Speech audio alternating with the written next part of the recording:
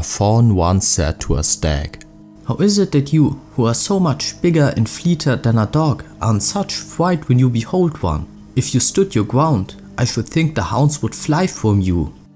"I have said that to myself, little one, over and over again," replied the stag, "and made up my mind to act upon it.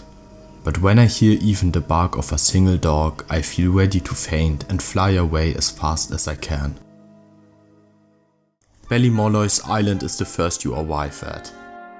And in it, the first thing you see is a bunch of slimes.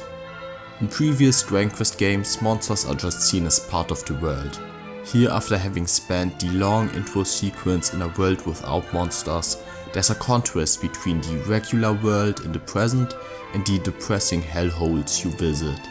Here, after having spent the long intro section in a world without monsters, there's a contrast between the regular world in the present and the depressing hellholes you visit. The second thing you see is a friendly warrior named Maeve who tries to plant grass on some graves, since that's the best they have in this flowerless, lightless and lifeless world. Maribel hands her some flower seeds, which is an important gesture. This starts the trend of your party giving life to this place. Maeve takes you to the nearby village, disappears before entering, and that's where the depression really hits. You're arriving to the town of Ballymolloy, which was turned into a labor camp. The women of the village were taken hostage, the men are forced to tear down their own houses. It's work only meant to break the spirit, the body, and in this specific case their own property. Ballymolloy itself is named after a Aesop story. Molloy was a former hero, and the first time monsters came to attack, everyone in the village came together to fight. Molloy led the charge, but despite promising otherwise, the villagers froze up in fear and didn't follow him into battle. So Molloy died fighting by himself. We don't know whether he felt betrayed or hoped for the villagers to come till the bitter end. The villagers decided to honor him by naming the village after him. Seemingly they still managed to forget about this though. Currently they don't have anyone else protecting them, which is why they are in their current predicament. Their only hero, Hanlon, was wounded when he went to fight by himself. He would have died if Maeve didn't miraculously rescue him. You now need to get a green gem to preserve this one life so you can help go after the monsters in their hideout.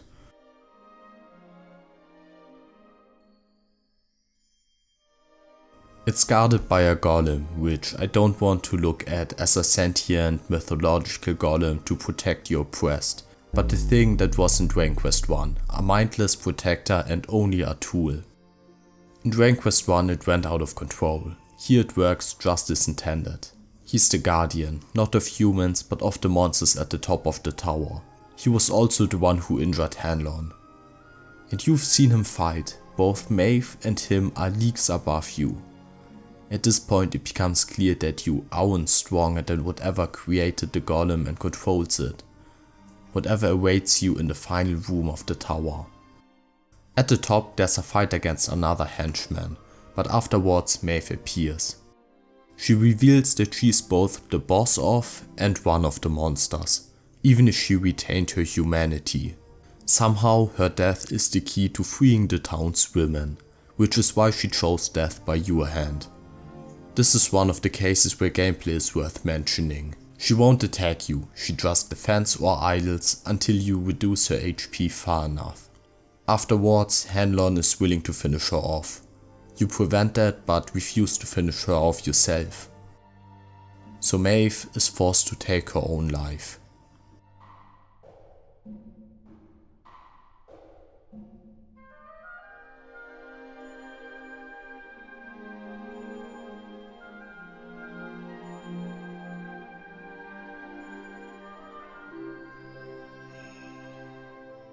What does it mean to be a monster?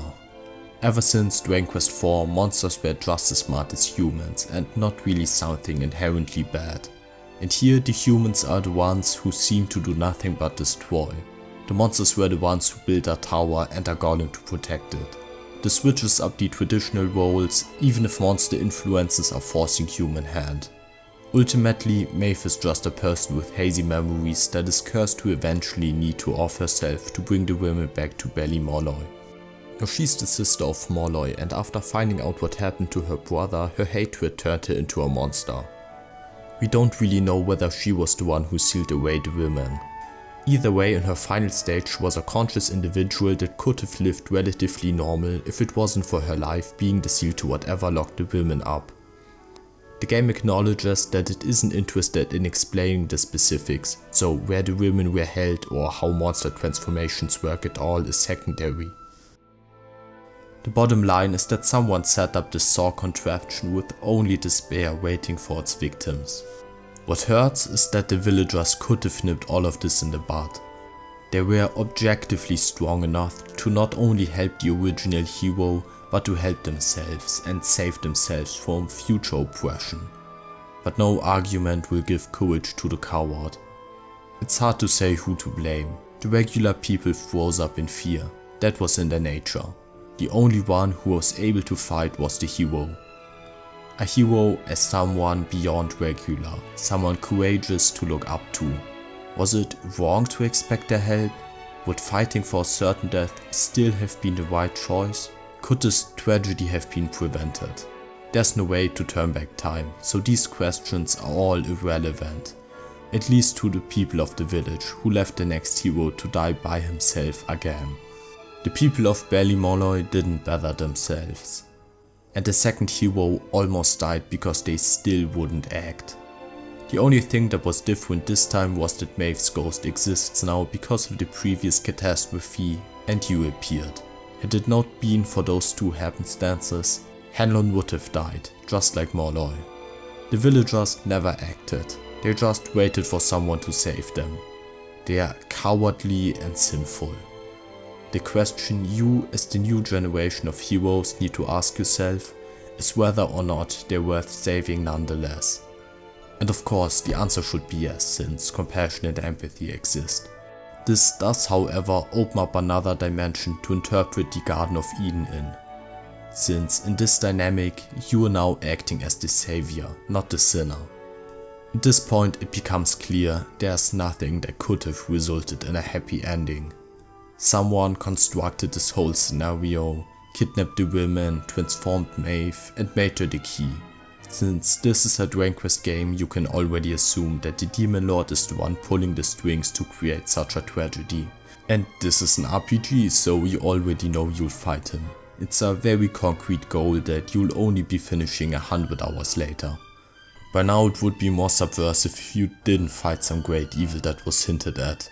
That's why I really like Dragon Quest XI's Act 2 where you never fight Kalasmos. Dragon Quest main antagonists are usually used very sparingly, which makes their rare appearances more impactful, and more importantly, since the games go for a more upbeat mood, it would be hard to justify the Demon Lord's influence being around every corner.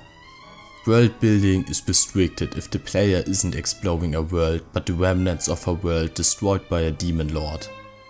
Yes, the entire quests for most games can be attributed to the Demon Lord, monsters only exist because of him and so on.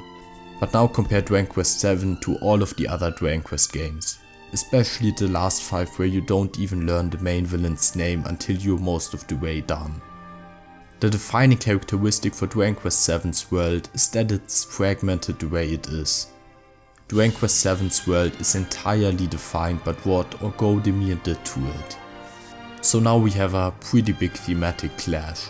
The Archfiend and his influence is most present here. The entire atmosphere is more oppressive than past games, but the characters look noticeably childlike, don't have any stakes in any of the adventure, so the sense of your low stakes little adventure with your buddies persists. I firmly believe that art with a claim to timelessness should be able to be enjoyed without historical contexts. So I don't like inserting it in literary analysis, but I heard people argue that Dragon Quest VII's more depressing themes like the labor the people of Ballymolloy endure only to destroy themselves are reflective of Japan's economic struggles during the last decades. That way of reading it is aided by the islands literally being lost in time. I won't say that it's entirely impossible, but I wouldn't reduce it to it. Just like how I wouldn't reduce the catastrophe of Dragon Quest XI at the end of Act 1 to being reflective of the March 11th tsunami and earthquake that put East Japan in ruins. I won't deny the possibility that these thoughts, this zeitgeist, had an influence, but I do not think an analysis should start and end with this.